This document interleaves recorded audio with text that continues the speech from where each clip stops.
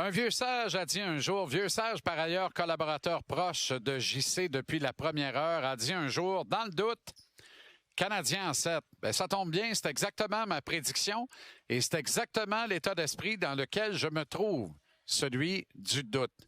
Demeure confiant, Montréal peut marier le style des Hurricanes et sortir vainqueur au bout de ce duel en finale d'association. Mais il faudra, pour ce faire, aux hommes de Martin Saint-Louis, un plus grand synchronisme, une plus grande volonté. Il faudra agir plus vite aussi dans le tiers offensif. Les erreurs d'assignation du dernier duel sont à proscrire, à commencer par Noah Dobson et Mike Matheson. À plus forte raison, si l'entraîneur persiste à les marier, à les utiliser ensemble. Samedi, sur le but vainqueur, le deuxième de Ehlers. Dobson tentait de regagner soit son côté fort à droite, soit le banc des joueurs. Matheson, la même affaire, mais pas à l'inverse. Ça a créé une ouverture béante, une poche d'air. Les Canes n'en demandaient pas tant. Oliver Kapanen a commis la première erreur lors de cette séquence fatidique, refusant le contact et la possible souffrance qui l'accompagne. La recrue finlandaise a freiné devant le défenseur des Canes et des millions de partisans médusés devant aussi peu de courage. C'est probablement une bonne chose que le CH ait perdu ce match qu'il ne méritait pas de gagner. Tu ne peux pas constamment reproduire le schéma du 7e duel à Tampa Bay et penser obtenir un résultat identique. 12 misérables tirs au but en plus de 63 minutes de jeu samedi soir face à Frederik Andersen, qui plus est, visiblement étourdi et qui a passé son temps à regarder derrière lui nerveusement à chacun des arrêts qu'il effectuait ou presque. Au fond, ce qui ne fait aucun sens après 2 matchs, c'est le laxisme du corps défensif des Hurricanes dans la première période de la série. Un superbe cadeau pour nous partisans et observateurs. Un cadeau empoisonné pour les jeunes joueurs du Canadien. Comment ne pas croire que la promenade dans le parc allait se poursuivre jusqu'au terme du duel? Ça demeure une finale d'association face à un adversaire frais et dispo qui a mis 20 petites minutes à chasser toute la rouille accumulée par 12 jours sans compétitionner. Plus le printemps avance, moins les erreurs pardonnent. La qualité est au rendez-vous, appuyée d'une volonté de gagner renouvelée. Les équipes ne peuvent plus tolérer de passagers à bord.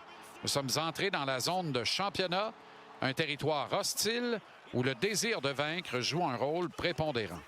Le laxisme d'Oliver Kapanen en entrée de territoire en prolongation samedi soir illustre parfaitement ce qui ne peut plus survenir alors que juin est à nos portes.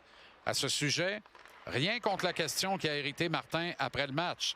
La mienne eût été: peux-tu commenter le freinage et le revirement dont s'est rendu coupable Kapanen en prolongation?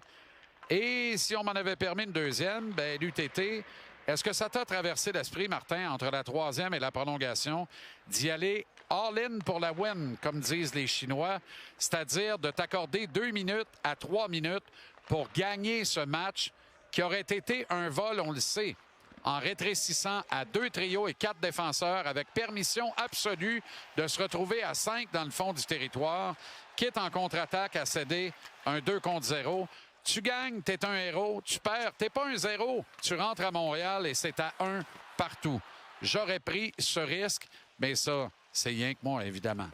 Quand tu parviens avec seulement 12 lancés à jouer en prolongation sur la route, que tu allais devant 1-0 dans la série, tu peux courir ce genre de risque, j'insiste. Surtout contre un gardien prêt à se faire battre, Frederik Andersen.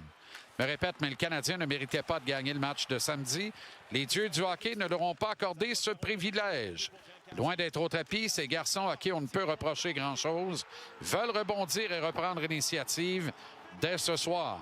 Avec moins d'hésitation dans le tiers offensif, un bon mélange de Martin dans la composition de ses trios et une judicieuse utilisation de son pouvoir de dernier changement, avec Lane Hudson de son côté fort, naturel, à gauche et Jacob Dobeš de retour au sommet de son art, tout est possible en route vers un lundi soir festif partout au Québec.